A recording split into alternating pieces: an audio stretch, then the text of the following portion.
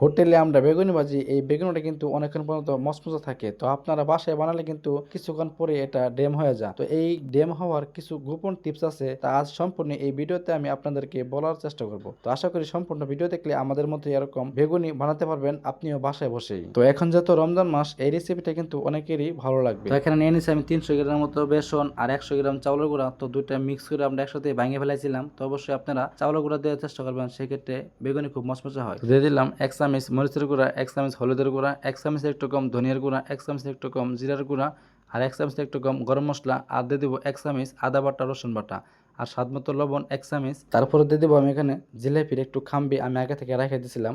তো আমি এখানে সোডা ব্যবহার করবো না, কারণ আমি এখানে সোডা আগে থেকে দিয়ে দিছি, যেহেতু জিলাপির খাম্বিতে সোডা আছে।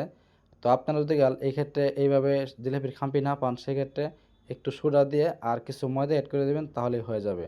তো যাই হোক, সম্পূর্ণ উপকরণ দেওয়ার পরে এটাকে ভালোভাবে সুন্দর করে মিক্স করব, কমপক্ষে 10 থেকে 12 মিনিট সময় নিয়ে, যাতে করে খাম্পিটা ভালো হয়। তো অবশ্যই যদি খাম্পিটা ভালো করতে পারেন, সেক্ষেত্রে বেগুনি হবে মচমচা আর অনেকক্ষণ পর্যন্ত মচমচা থাকবে। তো যাই হোক, প্রথমে অল্প পানি দিয়ে আগে খাম্পিটা করে নিব, তারপরে যতটুকু পানি লাগে আমি পরে পানি দিয়ে দেবো।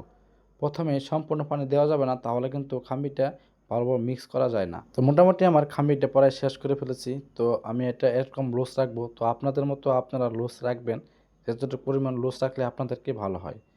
তো যাই হোক, সম্পূর্ণ খাম্বি মারার পরে আমি এটা আগে থেকে বেগুনি কেটে রাখছিলাম। তো বেগুন তো আপনারা সবাই কাটতে পারবেন। তো যাই হোক, আমি এখন বেগুনটা ছাড়বো। আমি আগে থেকে তেলটা বসায় রাখছিলাম। তো এখন সবকটা বেগুনি এইভাবে সুন্দর করে দুই সাইড ভরায়া তো এটা ছেড়ে দিব। তো সেম এইভাবে সুন্দর করে ভরে রাখবেন। তো অতিরিক্ত লুজ রাখলে কিন্তু বেগুনিতে কিন্তু বেসনগুলো ভরতে চায় না। আপনারা চেষ্টা করবেন এরকম যেন বেগুনিতে সুন্দরভাবে বেসনটা ভালোভাবে লেগে থাকে, তাহলে কিন্তু বেগুনিটা খুবই সুন্দর হবে। তো সবকটা আমি এইভাবে ছেড়ে দিব। তো ছেড়ে দেওয়ার পরে এটা কিছুক্ষণ সময় নিয়ে হালকা মিডিয়াম হিটে এটা আমি ভাজে নিব। তো দেখেন খুব সুন্দর একটা কালার কিন্তু আসতেছে মোটামুটি। তো এইভাবে সুন্দর করে ভাজে নেবেন সবকটা বেগুনি।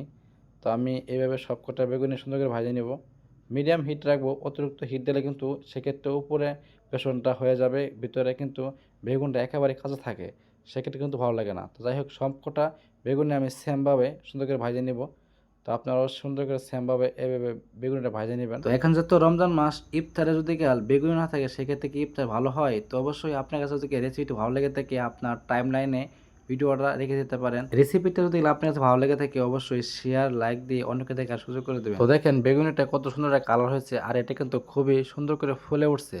তো আশা করি আপনার কাছে যদি রেসিপি ভালো লেগে থাকে, অবশ্যই শেয়ার লাইক দিয়ে অন্যকে দেখার সুযোগ করে দেবেন। আর দেখেন ভিতরে এটা কত সুন্দরভাবে এটা একদম ফুলে উঠেছে, আর ভিতরে বেগুনটা কিন্তু খুব সুন্দরভাবে সিদ্ধ হয়ে গেছে। তো সবাইকে ধন্যবাদ। আসসালামু আলাইকুম।